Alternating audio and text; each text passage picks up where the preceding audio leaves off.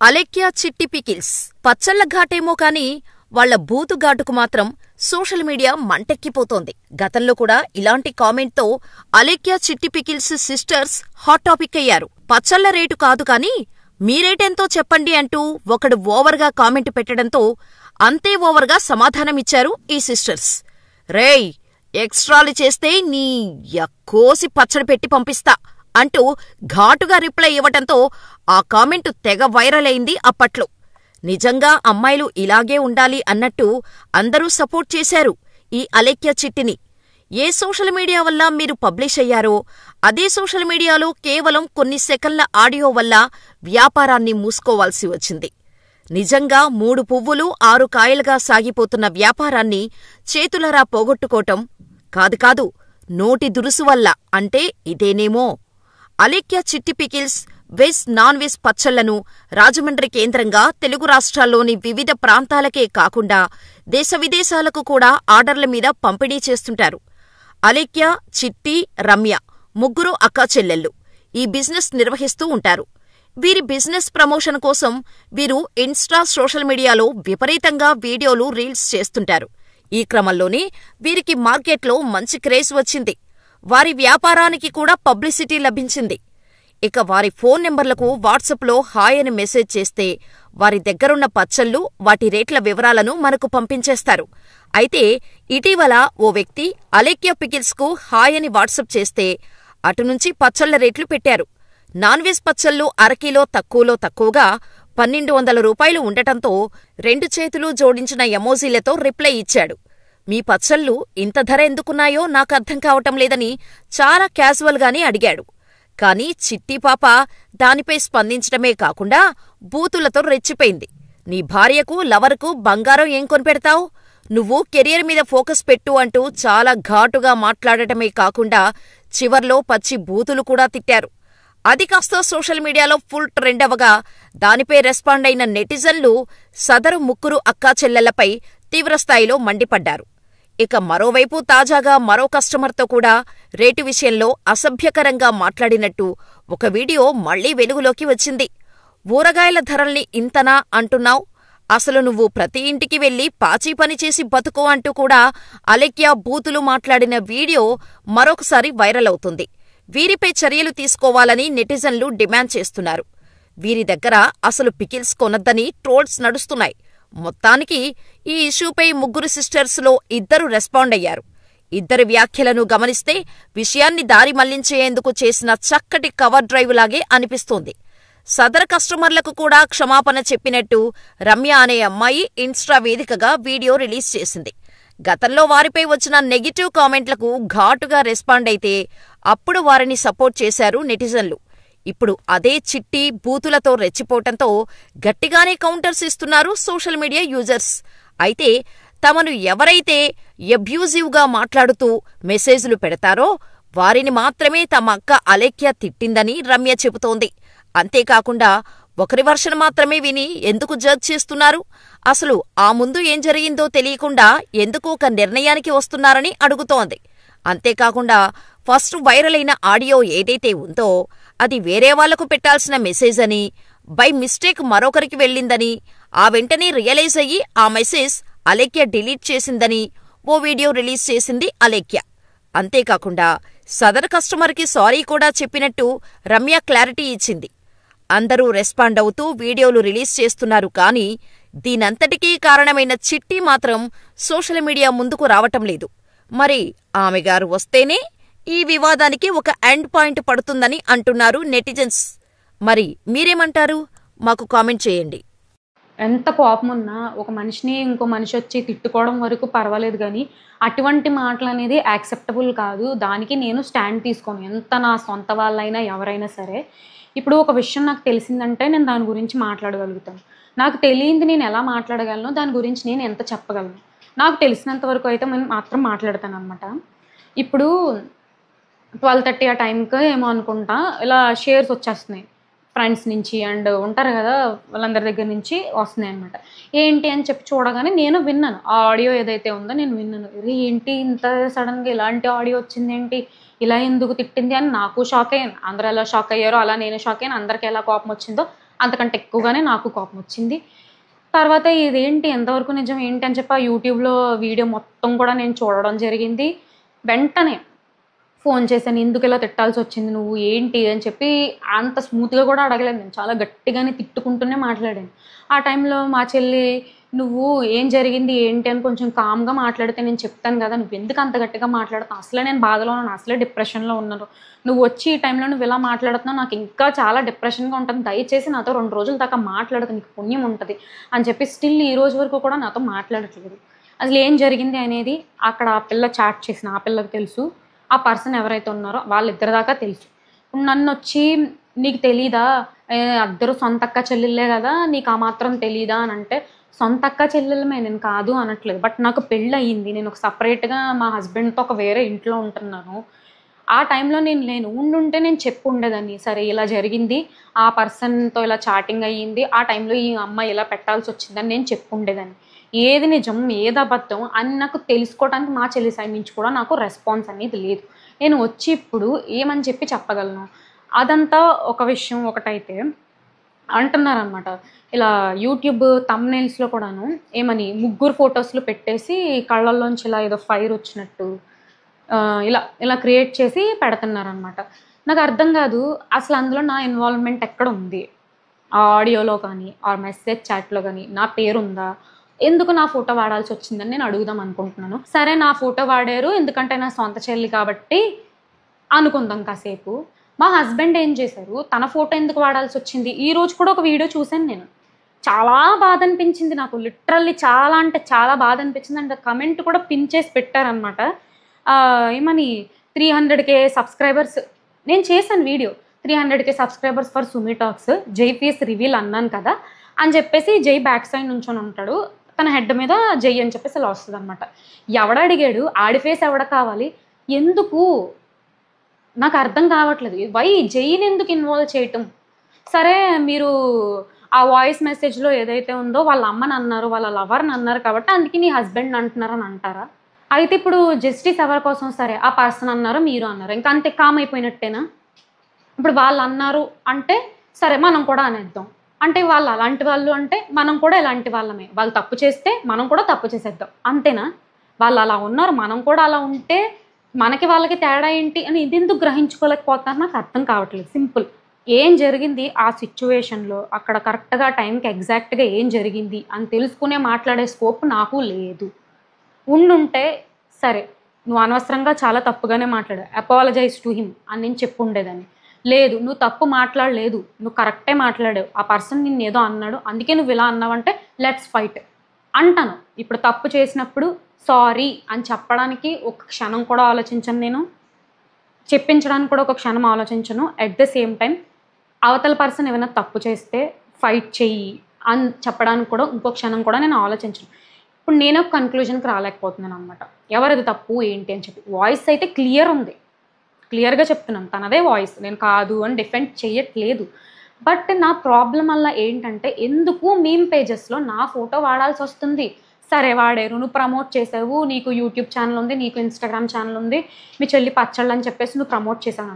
నేను ప్రమోట్ చేశాను అంటే నేనొచ్చి ఎవరిని ఒక అసభ్యకరమైన మాటలతో నేను ప్రమోట్ చేయలేదు ఎప్పుడూను. మీరు ఇలా ఖచ్చితంగా కొనుక్కొని తీరాలి. కొనుక్కోకపోతే అమ్మల మీద ఒట్టే అని ఈ టైప్ ఇటువంటి నేను మాట్లాడలేదు. మీరు నిజంగా దేశభక్తులైతే కొనుక్కోండి. మీరు నిజంగా మంచి మనుషులైతే కొనుక్కోండి అని నేను ఎవరిని ఫోర్స్ చేసి చెప్పలేదు కదా! నా ఛానెల్‌లో ఆర్ నా ఇన్‌స్టాగ్రామ్‌లో వాటెవర్ ద వీడియోస్ నాకు సంబంధించిన పర్సనల్ సంబంధించిన వీడియోస్ ఏవైతే ఉన్నాయో, అందులో ఎక్కడైనా ఒక్కరి గురించి అబ్యూజివ్‌గా మాట్లాడడం గాని, ఒకరిని కించపరిచి మాట్లాడడం గాని నేను ఎప్పుడూ చేయలేదు. అండ్ ఏ వీడియోకైనా ఎళ్ళండి.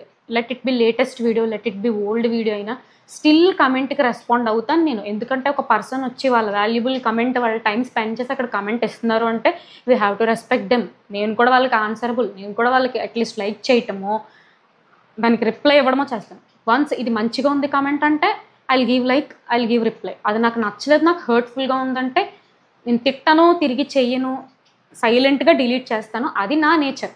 ఇది నా నేచర్ కదా అని చెప్పేసి అదర్ పర్సన్ కూడా అదే సాఫ్ట్ నేచర్తో ఉండాలని లేదు. ఒక్కొక్కరికి ఒక్కొక్క టైప్ ఆఫ్ మైండ్ సెట్స్ ఉంటాయి, ఒక్కొక్కరికి ఒక్కొక్క టైప్ ఆఫ్ మెంటాలిటీ ఉంటాయి. నాకు సాఫ్ట్ నేచర్ కదా అని చెప్పేసి అవతల పర్సన్ సాఫ్ట్ నేచర్ ఉండాలని లేదు, అవతల పర్సన్ అగ్రెషన్గా ఉన్నారు కదా అని చెప్పేసి నేను అగ్రెషన్ ఉండాలని లేదు. సరే నువ్వు ఇంత నీతిగా చెప్తున్నావు, ఇంత నీతి మాటలు మాట్లాడుతున్నావు, నువ్వు సాఫ్ట్ నేచరే, నువ్వు ఎవరిని అబ్యూసివ్ వర్డ్స్ మాట్లాడదు, మీ చెల్లి మాట్లాడుతుంటే నువ్వేం చేస్తున్నావు అని చెప్పేసి అంటున్నారు అనమాట. ఒక్కటి రియల్గా మాట్లాడుకుందాము, చాలా గ్రౌండ్ రియాలిటీలో మాట్లాడుకుందాము. ఇది 90s 80s 90s 70s 90s 60s ఆ కాలం కాదండి మనం బతుకుతుంది. 2025లో బతుకుతున్నాం. ఈ జనరేషన్లోని ప్రజెంట్ ఒకరి మాట ఒకరు ఎవరు వినట్లేదు, ఒకరి మాట ఒకరు వినేంత టైం ఎవరికీ ఉండట్లేదు. ఎక్కడో ఒక ఇద్దరు ముగ్గురు ఎక్కడో ఉంటారు, 100లో 20 మందో 100లో 10 మందో ఉంటారు ఒకరి మాట ఒకరు విని ఉండేవాళ్ళు ఉంటారు. అట్ ద సేమ్ టైం ఎవరి లైఫ్స్ వాళ్ళవి, ఎవరిది వాళ్ళది అన్నది ఉండి కూడా ఉంటారనమాట.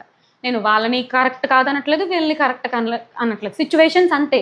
ఒకరు వచ్చి బూతులు మాట్లాడారు, అయితే ఇంట్లో ఉన్న ప్రతి ఒక్క పర్సన్ది ఫోటో తీసేసి ఇంకా వేసేస్తారనమాట.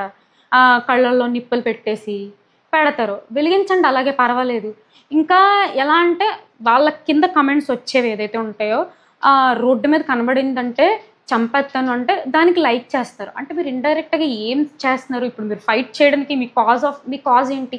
సో కమెంట్స్లో వచ్చి వాళ్ళని చంపేయండి, వాళ్ళు దారిలో ఎక్కడైనా కనిపించారంటే ఏదో ఒకటి చేసేయండి, ఏదో ఒకటి చేసేయండి అంటే అండర్స్టాండ్, నేను I can't spell that word. ఏదో ఒకటి చేసేయండి అంటే you are coming and you are giving heart, you are giving like. అంటే ఏంటి, నువ్వు హేటరెడ్ని వాళ్ళకి మైండ్లో పెడుతున్నావు అంతే కదా, సింపుల్గా. బూతులాడిన ఆ పర్సన్కి అండ్ కమెంట్ పెట్టిన పర్సన్ లైక్ ఏమని, వాళ్ళని ఏదో చేసేస్తాను, వాళ్ళు కనిపిస్తే చంపేస్తాను, వాళ్ళు కనిపిస్తే చెయ్యకూడని పని చేసేస్తాను వాళ్ళని అని అన్నదానికి లైక్ ఇచ్చిన వాళ్ళకి at the same time booth తిట్టిన వాళ్ళకి ఇంకేం తేడా ఉంది? మీ ఫైట్ ఏంటి? న్యాయం కోసమే కదా ఫైట్. అంటే ఇలా రేప్ చేసేస్తాము, చంపేస్తాము అని ఇలా థ్రెటనింగ్ చేసిన వాటిని మీరు ఎంకరేజ్ చేస్తున్నారు, లైక్ చేస్తున్నారంటే ఏంటి దాని అర్థం? మీరు మీ యూట్యూబ్ ఛానల్ ద్వారా ఏం తెలియజేశారు? ఆ బాధితుడు ఎవరైతే ఉన్నారో అతనికి ఇలా జరిగింది, దిస్ ఈజ్ వాట్ హ్యాపెండ్ అని చెప్పేసి ఒక మంచిగా వీడియో చేశారు. నేను చూసాను, నాకు సరే బాగానే అనిపించింది, ఓకే ఫైన్. కమెంట్స్ వచ్చినాయి, అవి చదువుకున్నాను, అంతా బాగానే ఉంది. మీరు వచ్చిన కమెంట్లోని ఇలా చేసేస్తాం వాళ్ళని, ఇలా చంపేస్తామంటే అరే వాళ్ళు అలా ఉన్నారు, మనం ఎందుకు అలా ఉండాలి, మనం న్యాయంగా ఫైట్ చేద్దాము, మనం ఎందుకు క్రిమినల్స్లా మారడం, వాళ్ళని అలా చేయటం అని మీరు చెప్పకుండాను దానికి మీరు లైక్ చేస్తున్నారంటే యు ఆర్ సపోర్టింగ్ దెమ్ కదా. అప్పుడు బూతులాడిన వాళ్ళకి మీరు సపోర్ట్ చేసిన వాళ్ళకి ఏం తేడా ఉంది నేను తెలుసుకుందాం అనుకుంటున్నాను. చాలా సింపుల్. నాకు అంత ఏమంటారు, ఎడిట్లు పెట్టి ఇలా నిప్పులు పెట్టి తల మీద కొమ్ములు పెట్టి పళ్ళకి ఇలాగా డ్రాగన్ పళ్ళు ఇటువంటివి పెట్టి నాకు అంత ఎడిట్ చేయడం రాదు. మీ అంత మంచిగా మాట్లాడటం కూడా నాకు రాదు. నాకు వచ్చిందల్లా ఒకటే, ఏదో ఒకటి ఉన్నా స్ట్రైట్ ఫార్వర్డ్గా మాట్లాడతాను. నాకు జరిగింది ఏంటి మరి నేను చెప్తాను అంతే. అంతకు మించి నాకు తెలియని విషయాలు వచ్చి నువ్వు చేసావు, అందులో నీ ఇన్వాల్వ్మెంట్ ఉంది అంటే దానికి నేనేం చేయలేను.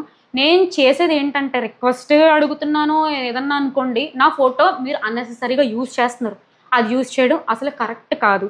స్టిల్ మేము యూజ్ చేస్తాము అని అంటే మీ ఇష్టం, అది నేను కూడా ఇంకేం చేయలేను. నేను చెప్పడం అయితే చెప్తున్నాను అనమాట. అండ్ ఈ వీడియో ఎందుకు అంటే నన్ను సపోర్ట్ చేసి ఎవరైతే సబ్స్క్రైబర్స్ ఉంటారో వాళ్ళకి నేను ఆన్సరబుల్.